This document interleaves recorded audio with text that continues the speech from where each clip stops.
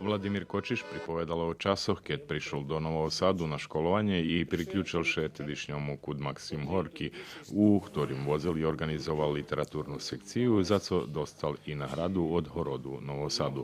Bešedoval i o svojej knižki Marunka, za ktorú dostal nahradu ruského slova Havril Kostelnik i nahradu Pisateljoh Vojvodini. Teraz, u čaše pandemiji, teraz. Navolaju me na telefon, ta pitaju še či sam doma. Reku, nije doma su moja supruga, že ja, var nije tu, on teraz u Đurđove, vari nije tu. A i čom bi im šezl teraz tu po to čas. Vari mi jak Horod vybrali vas 200 najpoznačih, koji ste doprinjesci u oblasti kulturi i napredovanju toho rodu, a vi jak pisatelji to znam i vam pripada i poslali nam humanitarni paketi. Humanitarni paketi nam poslao Varoš, zadnjih, kotri boli zasnovani.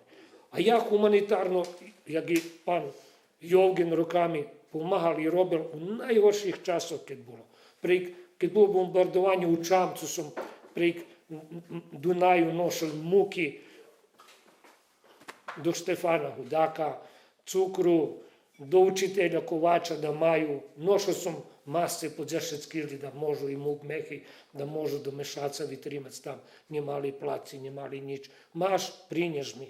A ja nješme prizo žablju za Đurđom, bo šadzi kontrolišu co nošeš. A ja već rozmeram da pakujem všedijak, to me čeka, tu zaplacim, na Čamcu prenošem. I kad raz, teraz toška mnje povolal i prinjez mi na dzeri, krasna dzivka i vari, to za vas Horod nagradzuje za to vašu džijalnosti z dogadnošu na vas 200 u Varošu za to čas.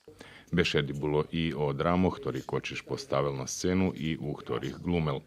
Multimedijalne stretnuce malo neformalni charakter i bilo poprepletane so muzičnima točkami Vladimíra Sivča.